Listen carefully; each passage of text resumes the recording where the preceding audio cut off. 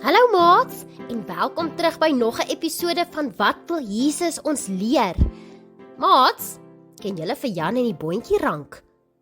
Onthou julle dat Jan 'n reus moes verslaan? Het julle al ooit 'n reus gesien? Ek ook nie, maar ek het al baie lank mense gesien en soms, as ek langs hulle staan, dan voel hulle vir my nes reuse. In die Bybelboek Deuteronomium word daar geskryf oor reuse. Kom ek vertel julle wat gebeur in Deuteronomium 2 vers 26 tot 3 vers 11. In hierdie Bybelgedeeltes vertel Moses hoe die Israeliete deur die wildernis getrek het en nader gekom het aan die land wat God vir hulle beloof het. Moses stuur boodskappers na die reusagtige koning Sion van Gesbon met 'n versoek om vreedsaam deur sy land te trek. Maar koning Sion weier en kom uit om teen die Israeliete te veg. Die Amoriete was baie groter en sterker as die Israeliete en het hulle land deur middel van vrees regeer. God versterk Moses en die Israeliete en hulle oorwin koning Sion en sy mense. Hulle neem sy stede en die grondgebied in beslag. Na hierdie oorwinning gaan die Israeliete verder en kom in aanraking met selfs nog 'n groter koning, koning Og van Basan, 'n magtige koning met 'n groot leer en 'n versterkte stad.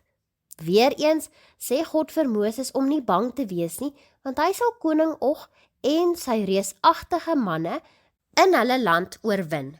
Die Israeliete oorwin koning Og en neem sy land en al sy stede oor, net soos hulle met koning Sion gedoen het. Hierdie oorwinnings het die Israeliete gehelp om die grondgebied aan die ooste kant van die Jordaanrivier in te neem as deel van die land wat God aan hulle beloof het. Maar maats, wat kan ons vandag hieruit leer? Ons kan eerstens leer om op God te vertrou. God het die Israeliete gelei en hulle oorwinnings gegee, selfs toe hulle teen sterk reusagtige konings en hulle sterk reusagtige manne moes veg. Ons kan ook op God vertrou om ons te help in moeilike tye en wanneer dit voel asof daar 'n reus voor ons staan.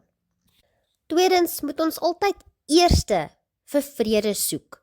Moses het eers probeer om vrede te maak met koning Sion, wat wys dat ons altyd moet probeer om konflik op 'n vredelewende manier op te los voordat ons stry. Die derde les is dat God se plan groter is. Soms gebeur dinge wat ons nie verwag nie, soos die koning wat nie vrede wou hê nie. Maar God het steeds sy plan vir die Israeliete vervul. Dit wys dat God altyd in beheer is, al voel ons buite beheer.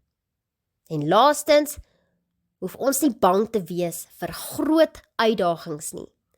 Selfs as die vyand groot en sterk is, of die probleem onoorwinbaar lyk, soos koning Og, hoef ons nie bang te wees nie, want God is altyd by ons, om ons te beskerm en te lei. Daar sy maats, miskien voel jy vandag asof daar 'n groot reus in jou pad staan en jy weet nie hoe om hom te verslaan nie. Die beste manier is om op ons knieë te gaan en met God te praat en hom te vra om ons te help. Vir God is niks onmoontlik nie. Tot volgende keer. Totsiens!